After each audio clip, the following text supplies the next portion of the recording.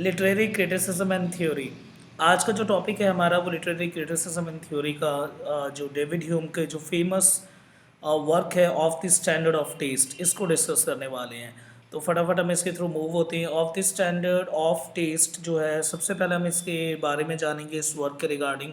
फिर उसके बाद एनालिसिस के बाद हम देखेंगे इस वर्क ने बाकी आने वाले एजेस को, फिलोसोफर को, even English writer, the best writer, और इंग्लिश में जो अलग अलग डिफरेंट पीरियड आते हैं, चाहे वो रोमांटिक एज हो, चाहे एनलाइटमेंट का पीरियड हो, चाहे फिर एज ऑफ रीज़न हो, किस एज पे किस तरह का इम्पैक्ट डाला। और इस जो है इस एपिस्टेमोलॉजी है, क्योंकि एक तरह के रूट एनालिसिस करते हैं हम इसमें कि किस तरह से पूरा है। तो डेविड ह्यूम ने of the standard of taste में किस तरह से टेस्ट के बारे में बताया है किसी वर्क को। जब हम वो तो आपको पता ही चल जाएगा, जिस तरह से हम आगे आगे मूव होंगे तो सब कुछ आपको क्लियर हो ही जाएगा, ठीक है। First thing regarding to the historical background, जैसे कि हम हर लिटरेरी क्रिटिसिज्म एंड थ्योरी के पार्ट में हिस्टोरिकल बैकग्राउंड को देखते हैं, क्योंकि हिस्टोरिकल बैकग्राउंड बहुत ज़रूरी होता है, क्योंकि इट्स अ रिफ्लेक्शन है ना, वो टाइम पीरियड का रिफ्लेक्शन होता है राइटर के ऊपर। और वो टाइम पीरियड ही कैसे, जैसे एनलाइटमेंट एज का है या ग्रीक फिलोसफी के टाइम का है, किस टाइम पीरियड पे इस तरह की जो है वर्क जो है वो लिखा गया। तो इसलिए हमारे पास बैकग्राउंड और हिस्टोरिकल बैकग्राउंड जो है बहुत इंपॉर्टेंट है। अब यहाँ पे हिस्टोरिकल बैकग्राउंड की इंपॉर्टेंस आपको समझ, क्योंकि टाइम पीरियड बहुत ज़रूरी होता है किसी वर्क को समझने के लिए, ठीक है। तो हम देखते हैं सबसे पहले डेविड ह्यूम का of the standard of taste, ठीक है। Of the standard of taste जो है is an essay. First thing it's an essay, वो हमें पता ही है, हम ऐसे रीड करें, it's a part of the literary criticism and theory. इसे पब्लिश किया गया था 1757 में। 1757 में it means onset of the romantic age. अब रोमांटिक एज आने वाला है, and it's an age of the reason, और ये रीज़न की एज में लिखा गया है। यहाँ पे इस समय अगर हम इंग्लिश लिटरेचर के पार्ट में जाते हैं तो सैमुअल जॉनसन है, ठीक है। सैमुअल जॉनसन जिन्होंने डिक्शनरी कंपोज करी, ये बहुत ही हाई वो रीज़न की एज है, इसमें हर चीज़ को और बहुत ही सोच समझ के, ये एज ही क्रिटिकल वाली एज है। तो क्रिटिकल एनालिसिस वाली एज है, जहाँ बहुत बड़े बड़े फिलोसोफर भी थे, जॉन लॉक जैसे, फ्रांसिस बेकन के अगर ऐसे हो, ठीक है, वो इससे पहले का पीरियड था, ठीक है। और ऐसे ही जैसे जॉन लॉक हो गए, वो इससे पहले का पीरियड, तो उन्होंने इस 18th सेंचुरी को, यानी the mid of the 18th century, हम बोल भी सकते हैं 18th सेंचुरी को पूरी तरह से जो इस पीरियड को एनलाइटमेंट फेज में शिफ्ट करवाया, वो लॉक के प्रिंसिपल, न्यूटन के कंसेप्ट, बेकन के एसेस, ठीक है, तो फ्रांसिस बेकन के इनके थे। तो अब नॉर्मली आते हैं 1757 में से पब्लिश किया गया, बहुत इंपॉर्टेंट है, ठीक है। तो of the standard of the taste जो है वो किसका पार्ट है? The four dissertation. Four dissertation था, उसमें से उसका पार्ट है of the standard of taste, again important, ठीक है। ह्यूम जो David Hume an 18th century Scottish philosopher थे, स्कॉटलैंड के फिलोसफर थे, this central figure in the Scottish enlightenment. Scottish enlightenment में से सेंट्रल फिगर माना जाता है। स्कॉटलैंड में जो एनलाइटमेंट लेके आना, एक इंटेलेक्चुअल मूवमेंट को लेके आना, इनमें इनका हाथ बहुत बड़ा था, ठीक है। To understand the historical background of the Hume's ऐसे, it is essential to consider the broader intellectual climate को समझना बहुत ज़रूरी है, क्योंकि हमें अच्छी तरह से पता है हर राइटर जो है अपने सोसाइटी और उसका एक रिफ्लेक्टिव जोन पे खड़ा होता है। तो उस टाइम पीरियड पे क्या चल रहा है ये बहुत ज़रूरी है, ठीक है। तो एनलाइटमेंट है वहाँ पे स्कॉटलैंड में। एनलाइटमेंट का मतलब क्या है, और नॉर्मली हम सबको वैसे पता ही है। तो नॉर्मल क्या होता है, it mean that focus on the reason. जब हम रीज़न पे तार्किक बातें करना शुरू कर देते हैं, साइंस के ऊपर, रीज़न के ऊपर, उसके साथ लॉजिकल कंसेप्ट यूज़ करना शुरू कर देते हैं, the power of human reason, और हम ह्यूमन रीज़न का यूज़ करते हैं टू इम्प्रूव द सोसाइटी, ताकि सोसाइटी में जो ऑर्थोडॉक्स जैसे कंसेप्ट है उसको हटाया जा सके। Hume was deeply influence by the thinker. देखो ह्यूम, डेविड ह्यूम किससे इन्फ्लुएंस थे? जॉन लॉक, जैसे मैं पहले बता चुका आपको, आइजैक न्यूटन है, फ्रांसिस बेकन है, ठीक है, इनसे इंस्पायर्ड थे। तो ये भी बहुत ध्यान रखना है आपको। Hume's essay of the standard of taste, जिसको हम डिस्कस करने वाले, addresses the question related to, किसके ऊपर इन्होंने एड्रेस करा? It mean that aesthetic, it mean the art and beauty, and particular the evaluation of the art and beauty, क्योंकि art and beauty को किस तरह से इवेल्युएट किया जाए, उसको किस तरह से समझा जाए, ओवरऑल समझने का जो कंसेप्ट है वो इससे पता चलता है। In the 18th century there was a growing interest of the aesthetic को लेके काफ़ी इंटरेस्ट जाग रहा था, और इसी की वजह से मैंने बोला रोमांटिक एज जो आएगा, जो हमारे पास 1700 लिरिकल बैलेड आएगा, जिसमें कि आपको पता ही है कॉलरिज हैं, वर्ड्सवर्थ हैं, ठीक है। उसके बाद ये अप टू 1850 चलेगा, जब तक वर्ड्सवर्थ की डेथ हो जाएगी, है ना, 1850 में। तो ये जो टाइम पीरियड है 1798 to that of the 1850, this is called the romantic age. This was the time when the society were becoming the more literate, ज़्यादा पढ़ाई पे लिटरेट, ज़्यादा कंसेप्ट पे मूव कर रही थी, आर्ट एंड एस्थेटिक की वैल्यू जो है वो बढ़ती जा रही थी। तो देखो इसमें सबसे पहले मेन समझना क्या है इसमें, देखो द आइडिया जो है हमारे पास द स्टैंडर्ड ऑफ टेस्ट बताया जा रहा है, देखो यूनिवर्सल कंसेप्ट के अगेंस्ट है। जैसे कि कई बार आपने अगर मेरी पिछली क्लासेस भी ली हो इसके regarding literary criticism and theory, उसमें मैंने कई बार रोज़ का एग्जांपल दिया था। अब मान लेते हैं दोबारा एक रोज़ ले लो। अब ये रोज़ जो है 100 लोगों में अगर हम देखते हैं एक तरह से, तो 60 लोगों को रोज़ पसंद है। तो हम बोल देते हैं ठीक है, हम एक यूनिवर्सल कंसेप्ट अटैच कर देते हैं कि दिस इज़ द ब्यूटी, ये ब्यूटी का पार्ट है, ये खूबसूरती है, इट मीन द रोज़ जो फ्लावर है इज़ ब्यूटीफुल, हमने दे दिया। अब ये हमने इसे यूनिवर्सली एक्लेम कर दिया, यानी हमने इन 100 के ऊपर अप्लाई कर दिया, जबकि 60 लोगों को सिर्फ पसंद है। तो हमने 100 के ऊपर बोल दिया और हमने रोज़ फ्लावर को जो है एक तरह से यूनिवर्सल स्टैंडर्ड दे दिया कि हाँ भाई सभी को रोज़ पसंद है। पर ऐसा तो नहीं है सिर्फ 60 लोगों को पसंद है, बाकी 40 को तो रोज़ पसंद ही नहीं है। ठीक है, तो और भी फ्लावर उन्हें पसंद हो सकते हैं। तो इसी क्वेश्चन पे रेज करा कि हम जो ब्यूटी को एक यूनिवर्सल स्टैंडर्ड दे देते हैं, कि जो किसी आर्ट एंड एस्थेटिक को समझने के लिए हम एक universal standard of taste attach कर देते हैं। 60 लोगों को रोज़ पसंद है, पर बाकी जो 40 है हमने उनके टेस्ट के साथ भी अटैच कर दिया ये यूनिवर्सल कंसेप्ट कि भाई उन्हें भी रोज़ पसंद होगा, पर ऐसा नहीं है। तो मतलब मेन क्या होता है कि कोई भी चीज़ जो ब्यूटीफुल हो या कोई भी चीज़ या आर्ट एस्थेटिक जो चॉइसेस होते हैं वो इंडिविजुअल सेंटीमेंट पे डिपेंड करता है, उनके सेंटीमेंट के ऊपर डिपेंड करता है कि, और साथ ही साथ उनके सब्जेक्टिव एक्सपीरियंस पे डिपेंड करता है कि सब्जेक्टिव एसेंस आपको पता है। ऑब्जेक्टिफिकेशन का मतलब बाहर की खूबसूरती देख के आपने जो जिस तरह का डिज़ाइन है, जो उसका बाहर का शेप है, आपने उसे देख के कह दिया कि ये ब्यूटीफुल है। और सब्जेक्टिव का मतलब क्या होता है, सब्जेक्टिव वो अंदर से उसके बारे में क्या सोचता है, उसके अनकॉन्शियस फ्रेम से कौन सी चीज़ निकल के आती है, उसका खुद का एक्सपीरियंस क्या है उसके रिगार्डिंग। मान लो रोज़ किसी को पसंद है, या मान लो किसी की कोई किसी पर्सन के लाइफ में किसी की डेथ हो गई और उसके हाथ में रोज़ था, तो उसे रोज़ से नफरत हो जाएगा कि उसका एक कोई फैमिली का मेंबर मर गया और उसके हाथ में एक रोज़ फ्लावर था।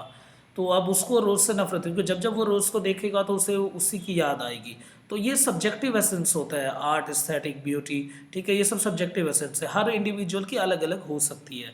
तो इस तरह से of the standard of taste में इस बड़े कंसेप्ट को उठाया डेविड ह्यूम ने कि जो टेस्ट होता है that totally depends on the subjective experience and individual sentiment. ये उनके सेंटिमेंट भावनाओं पे डिपेंड करता है, और साथ ही साथ उनके सब्जेक्टिव एक्सपीरियंस, उस चीज़ को लेकर उनका एक्सपीरियंस क्या है। तो Hume's views on aesthetic were the part of the large philosophical project था। ये बिल्कुल सही, इतना बड़ा फिलोसफी कि ये सब फिलोसफी है कि हम किसी चीज़ को बहुत ही अंदर उसको कैलकुलेट करने जा रहे हैं, हम उसको बहुत ही डीप एनालिसिस कर रहे हैं उस चीज़ का, तो दैट इज़ द फिलोसफी।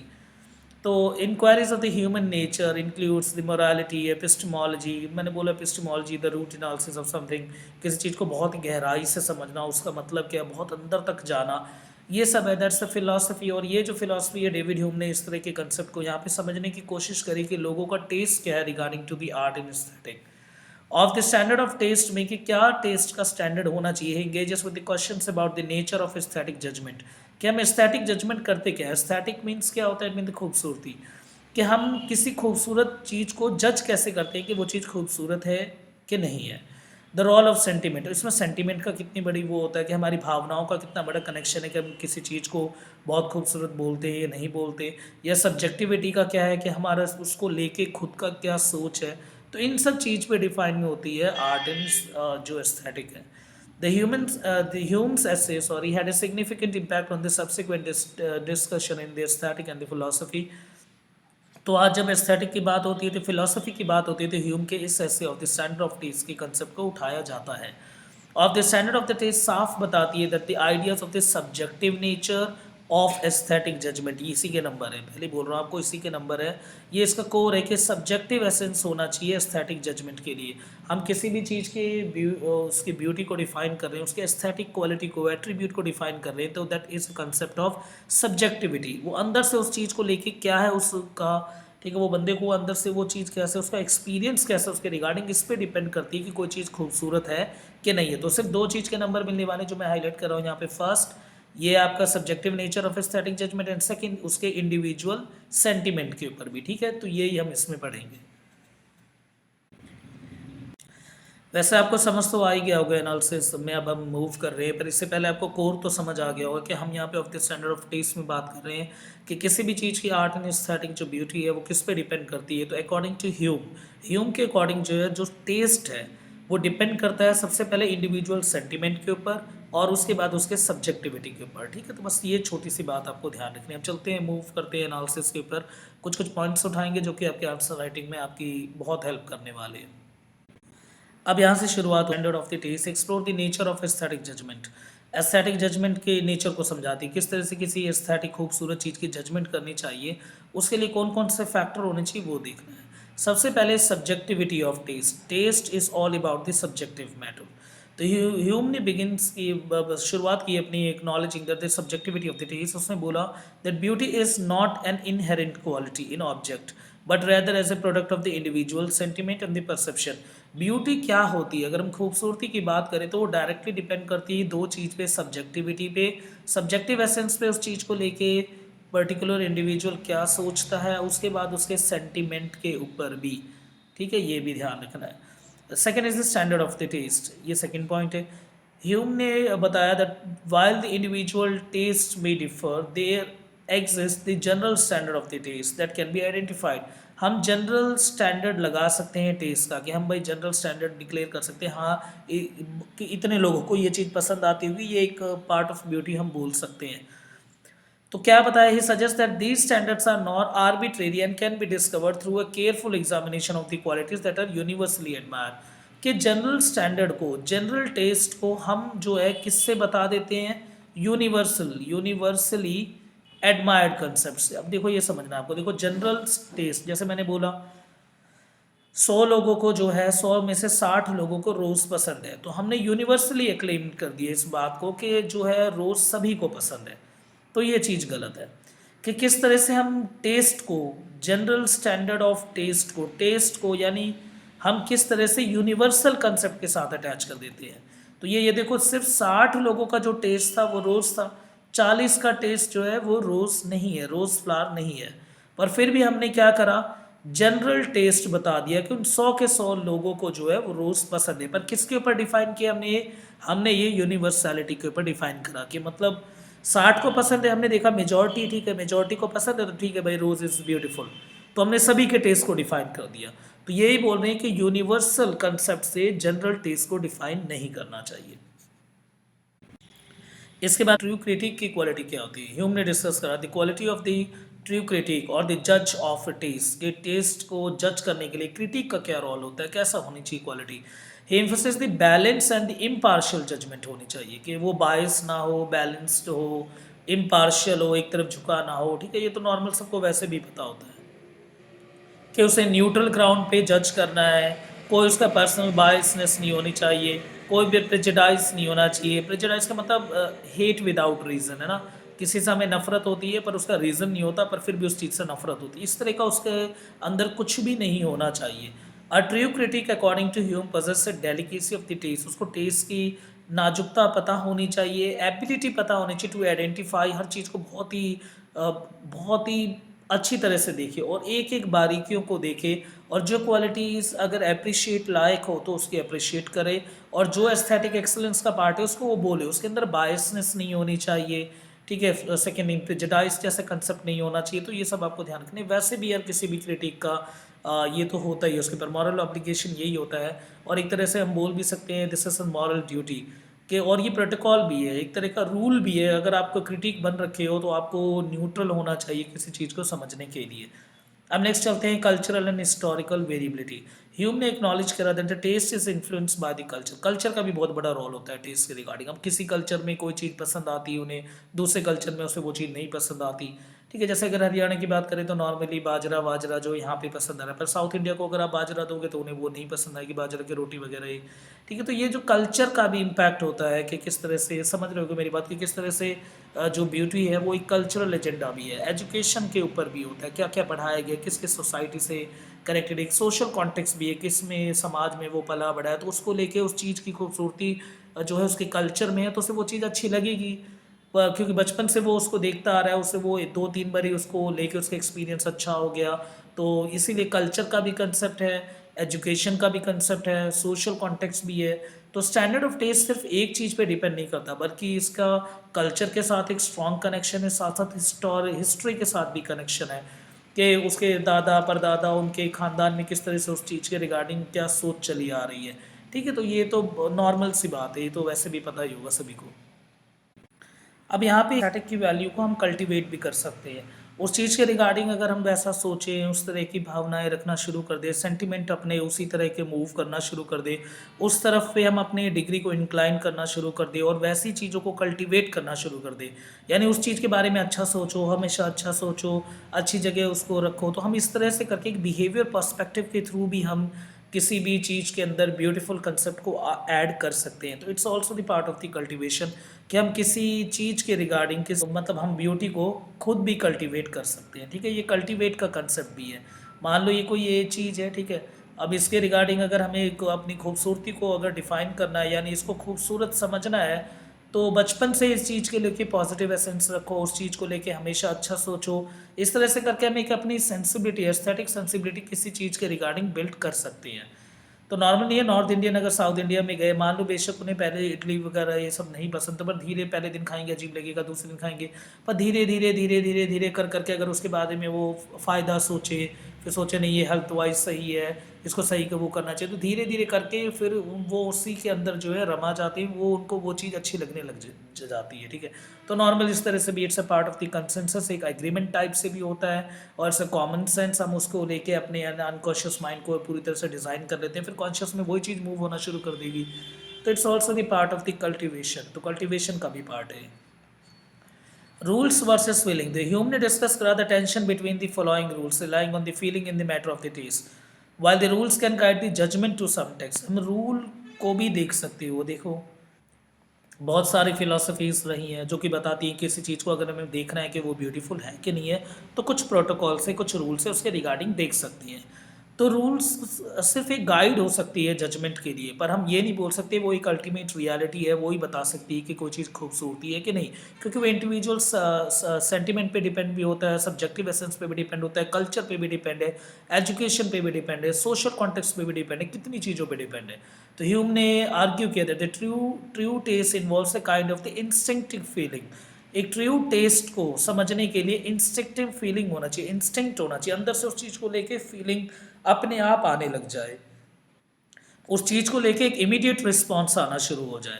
और ऐसा तभी होगा जब उसके बाद में एक पॉजिटिव एसेंस हो, या कल्चर में वो चीज़ हो, या एजुकेशन के थ्रू मूव, वही बिहेवियर पर्सपेक्टिव भी है। ठीक है, तो ये इंस्टिंक्टिव फीलिंग होनी चाहिए। तो ये भी बताया कि रूल्स वर्सेस फीलिंग की बात करें, रूल के थ्रू हम हर चीज़ को, एस्थेटिक ब्यूटी और आर्ट को नहीं समझ सकते, जबकि ह्यूम के अकॉर्डिंग जो है ब्यूटी चीज़ वही है जो कि एक इंस्टिंक्टिव हो, अंदर से इनबिल्ट हो, साथ ही साथ वो एक इमीडिएट रिस्पॉन्स लेके आती है। कोई भी चीज़ आकर हम बोलो वाओ एकदम से बोल दिया, तो इट मीन दैट वो इंस्टिंक्टिव है।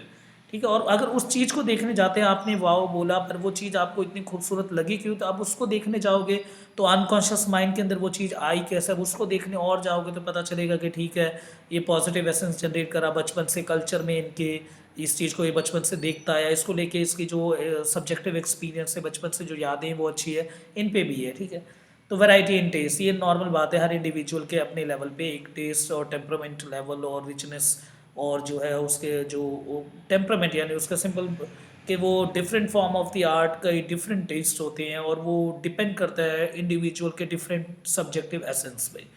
ठीक है, the next is the unity. Hume ने डिस्टिंग्विश करा between the fine arts and the useful art में क्या फ़र्क है। He argues that the criteria for judging the excellence of the fine art which exist for the sake of the pleasure and the beauty differ from those who apply to the useful art. Fine art हम उसी को कहते हैं, किसे कहते हैं, जो हमारे अंदर प्लेजर अवेक करे, जो ब्यूटी को डिफाइन करे। ठीक है, जो कि यूज़फुल आर्ट से डिफरेंट है। यूज़फुल आर्ट का मतलब क्या है, ये आर्ट आपके लिए किस तरह से यूज़फुल है, उसका एक प्रैक्टिकल पर्पस है, एक प्रैग्मेटिक पर्पस है। जबकि जो फाइन आर्ट है वो आपको प्लेजर अवेकनिंग होता है, वो ब्यूटी को डिफाइन करती है। ठीक है, इसके बाद नेक्स्ट है the influence on the aesthetic. Hume के ऐसे had a significant impact on the subsequent discussion in aesthetic. उसके बाद बताया उन्हें सब्जेक्टिविटी ऑफ द टेस्ट, के टेस्ट के सब्जेक्टिव एसेंस पे जो है हम किसी एस्थेटिक को डिफाइन कर सकते हैं, या एस्थेटिक कंसेप्ट को डिफाइन कर सकते हैं, या ब्यूटी को। सब्जेक्टिविटी ऑफ फाइन करेंगे, ये वैसे भी नॉर्मली मैं आपको समझा चुका हूँ कि सब्जेक्टिविटी जो है वो अलग अलग पैरामीटर पे डिफाइन होती है। ये एक्सपीरियंस पे भी फैक्ट है, साथ ही साथ ये एक इंस्टिंक्टिव मैटर भी हो सकता है, ये डिफरेंट भी हो सकता है, पर इसको इस तरह से नहीं अटैच करना यूनिवर्सल कंसेप्ट से। अब यहाँ पे देखो हो सकता है, इसीलिए मैंने बताया। बाकी अगर देखो जनरल क्वेश्चंस आएंगे इसमें, वो सब कुछ लिखना ही होगा इसमें। Subjectivity of the taste, Hume ने बताया the judgement of the taste are based on the individual preference. तो टेस्ट किस पे डिपेंड करता है? प्रेफरेंस के ऊपर और सब्जेक्टिव फीलिंग के ऊपर, नॉर्मली पता ही है। उसके बाद कल्चरल रिलेटिविज्म, तो ह्यूम ने एक्नॉलेज करा the culture and the individual differences जो है influence the peoples of judgement of the test when may be consider the beautiful of और the test in one culture. और मे बी वही बात होती है, देखो कल्चर भी डिफाइन करती है ब्यूटी को, ये मैं आपको पहले ही बता चुका हूँ। एक कल्चर में वो चीज़ ब्यूटीफुल है, क्या पता दूसरे में ना हो। जनरल प्रिंसिपल, एक जनरल प्रिंसिपल का कंसेप्ट है versus individual variability. General principle क्या होता है? हम जनरल अटैच कर देते हैं, जैसे मैंने बोला था 100 लोगों को जो रोज़ जो है सिर्फ 60 लोगों को पसंद है, और 100 को हमने बोल दिया, तो इस तरह का ये जनरल कंसेप्ट है। जबकि ऐसा नहीं होता, ये इंडिविजुअल वेरिएबिलिटी पे डिपेंड करता है, सब्जेक्टिव एसेंस। ठीक है, ये भी ध्यान रखना है आपको। इसके बाद ये तो हमें कर सकते हैं, the role of the criticism का रोल बहुत अच्छा होता है in shaping and influence the taste. Taste को इन्फ्लुएंस करना, तो रोल ऑफ द क्रिटिक का बहुत इंपॉर्टेंट रोल है। Critic according to the Hume play a variable role, वो अलग अलग रोल प्ले कर सकते हैं। Other towards more refine the taste, और उसे कल्टिवेट भी किया जा सकता है, नॉर्मली पहले कर ही चुके हैं। The idea of the true जज, ट्रू जज कौन सा होना चाहिए? जो कि अनबायस्ड हो। ठीक है, इस पे भी है कि उसके अंदर भी कोई कुछ ऐसा नहीं होना चाहिए कि वो पहले से बायस्ड हो, तो वो एक तरह के ट्रू जजमेंट क्रिएट नहीं कर सकता। तो बेशक देखो कुछ भी हो, सब में एक ही थीम आ रही है कि सब्जेक्टिविटी हो, चाहे वो ट्रू जजमेंट का केस हो, आप खुद भी वहाँ खुद भी समझ के लिख सकते हो। ऐसा ज़रूरी नहीं है कि भाई डेविड ह्यूम ने क्या कह दिया था वो ही बहुत ज़रूरी है। एक नॉर्मल बात भी है कि न्यूट्रल पैरामीटर के ऊपर ही जो है वो ब्यूटी और एस्थेटिक को डिफाइन किया जाता है। जरूर पर जो हम पार्ट कर रहे हैं, इनका जो ऐसे है उसने किस एज को, साथ ही साथ किस राइटर को इंस्पायर किया, तो ये बहुत ज़्यादा इंपॉर्टेंट पार्ट हो जाता है कि मतलब किस जो एज और इंग्लिश लिटरेचर में, क्योंकि हम जो इंग्लिश लिटरेचर के कॉन्टेक्स्ट में पढ़ रहे हैं, तो लिटरेचर में, इंग्लिश लिटरेचर में कहाँ से इतना इम्पैक्ट आया और कौन से, जैसे रोमांटिक एज पे कितना असर आया उनकी इस सोच से। ठीक है, तो इस ऐसे का इंस्पिरेशन वाला वो भी हमें देखना बहुत ज़रूरी है। देखो यहाँ पे आपको क्या देखना है, कोई डायरेक्ट रिलेशन नहीं है। देखो डेविड ह्यूम के of the standard of the taste को आप सीधा बोलो कि इंग्लिश राइटर को डायरेक्टली जो है इंस्पायर करा, पर हाँ ह्यूम के इस आइडिया ने एस्थेटिक, सब्जेक्टिविटी और नेचर ऑफ टेस्ट के रिगार्डिंग एक बहुत ही अच्छा और रिफाइंड मैकेनिज्म रखा, जो कि आने वाले एज में, जैसे रोमांटिक एज के जितने पोइट्स थे और बाकी जो इंग्लिश लिटरेचर में और भी जो आए, बाकी और फिलोसोफर भी आए, उनको टेस्ट जैसे कंसेप्ट को बहुत अच्छे से डिफाइन करा कि वो किस तरह से एक बहुत ही क्लैरिटी मेंटेन करते हुए एक स्ट्रॉन्ग ग्रिप के थ्रू किसी जो वर्क को किस तरह से लिखना है, उसके उसको क्या टेस्ट जैसे मैटर को और न्यूट्रल कंसेप्ट को कैसे मैनेज करना है वाइल राइटिंग, ये सब चीज़ सिखाई। It is important to note that the literature and the philosophy are interconnected, बिल्कुल सही, इसीलिए वर्क आपके पास है। फिलोसफिकल आइडिया जो है वो एक लिटरेरी वर्क को डिफाइन करती है, उसके साथ साथ even if not explicitly citing him, English romantic poet जितने भी थे और राइटर्स जो भी थे वो डायरेक्टली इंस्पायर थे, क्योंकि उनके सब्जेक्टिव एसेंस को और ह्यूमन एक्सपीरियंस के नेचर को ह्यूम के इस फिलोसफिकल इंक्वायरी ने जो है वो बहुत ही रिफाइन करके बताया। प्रोमिनेंट इंग्लिश राइटर जैसे कि रोमांटिक एरा में अगर हम बात करें तो विलियम वर्ड्सवर्थ हो गए, एस टी कॉलरिज हो गए, ये डायरेक्टली जो है इनके फिलोसफिकल कंसेप्ट से बहुत इंस्पायर थे। तो डेविड ह्यूम के इस मैकेनिज्म ने आने वाले रोमांटिक एज को बहुत अच्छे से इंस्पायर करा, क्योंकि 1798 रोमांटिक एज अप टू 1850 तक का ये जो टाइम पीरियड था, इसमें ये जो ग्रिप होल्ड करना था राइटिंग के लिए और जो पोइट्री को प्लेस करने के लिए जिस तरह का ग्रिप चाहिए था, वो डेविड ह्यूम के इस ऐसे ने बहुत ही अच्छी तरह से उनकी मदद करी इस फील्ड में।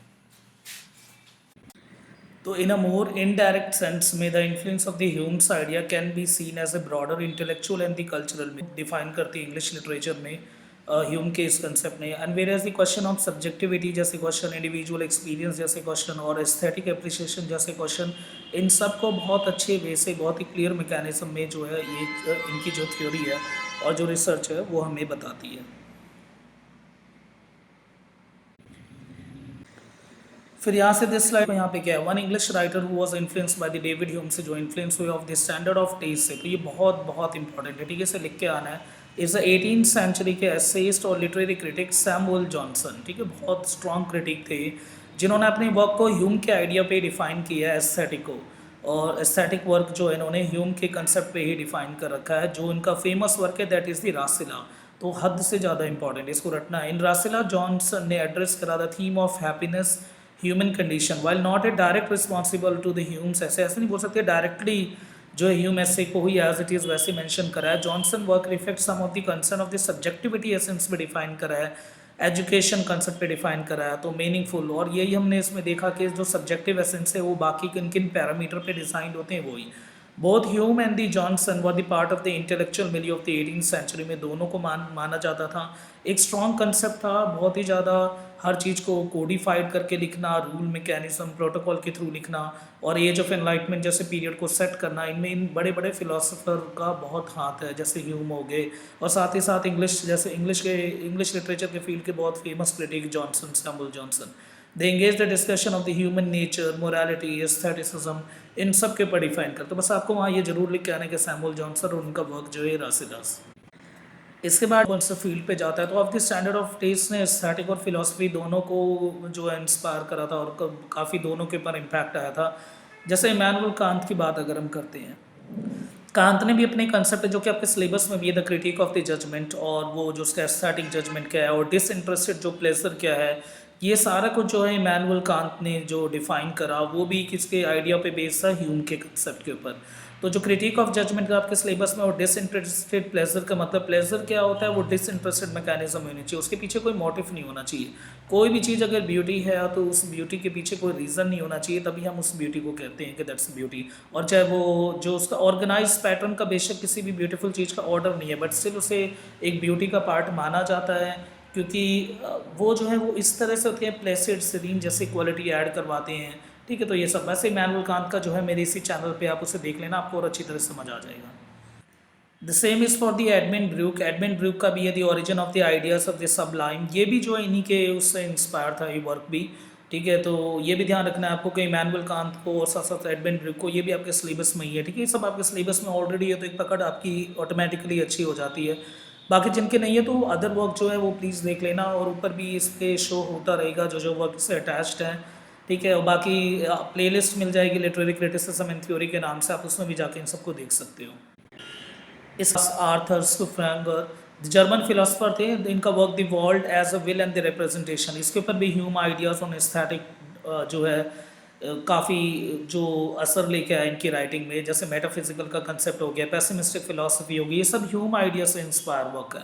तो आप जितना याद रख सकते हो, जैसे आर्थर का वर्क हो गया, और ये सब ऐसे जो फ्रेडरिक स्किलर का, ये आपके पास है सिलेबस में, on the aesthetic of education of man 1795 में। This one is also again inspired by the Hume's idea and the Hume's ideology. ठीक है, जो सब याद रखो, बस थोड़ा बहुत रट्टा लगेगा, बस इतना कि हाँ इनके नाम याद होने चाहिए। और ये प्लीज़ ज़रूर लिख के आना, चाहे कंक्लूजन में ऐड करो या आप इंस्पिरेशन में ऐड करो। ठीक है, तो क्योंकि हर जो फिलोसोफर होता है वो एक दूसरी एज को लीड करता है, और उसकी वजह से इंग्लिश लिटरेचर, जैसा हमने इसमें देखा भी, लिटरेचर और फिलोसफी जो है वो डायरेक्टली कनेक्टेड है, तो वो ध्यान रखना है आपको इस चीज़ का। तो यहीं पे फाइनली ये जो हमारा लेक्चर है वो ख़त्म होता है। फाइनली स्पेशल थैंक्स सभी को, और सब्सक्राइब पक्का करो यार चैनल को। और इसके रिगार्डिंग अगर कोई भी हो स्पेशल, अगर आपके पास कोई भी अगर वर्क चाहिए आपको जो आपको कहीं नहीं मिल रहा, तो नीचे कमेंट जरूर करो। प्लस एक फैक्टर लेके चलना कि आप 10 या 15 दिन पहले ही बताओ उस चीज़ को। ठीक है, अगर 15 दिन या 20 दिन पहले अगर आप बताते हो तो, क्योंकि ऑलरेडी सब कुछ ऑन बेल्ट पे लगा हुआ है पहले ही, तो इतने वर्क जो है वो पहले से ही पाइप में है, तो उसके बाद आपके वर्क को लगाऊंगा तो थोड़ा लेट नंबर आएगा। इसलिए 10 से 15 दिन पहले यार प्लीज़ बता देना। और उसके बाद ये फेसबुक आईडी अगर आप रिक्वेस्ट वगैरह कुछ करना चाहते हो या देखना चाहते हो, बाकी ईमेल आईडी है। अगर आपको नोट्स वगैरह चाहिए तो प्लीज़ अपने मेल आईडी को ज़रूर मेंशन करो नीचे कमेंट में, आपको मेल आएगी हमारी टीम की तरफ से, और फिर वो जैसे भी जो जो बताएंगे, कुछ नोट्स देखो चार्जेबल है और कुछ फ्री ऑफ कॉस्ट है, तो वो मिल जाएगा आपको। और गूगल भी कर सकते हो आप मेरे बारे में और जानना हो तो। थैंक यू सभी को।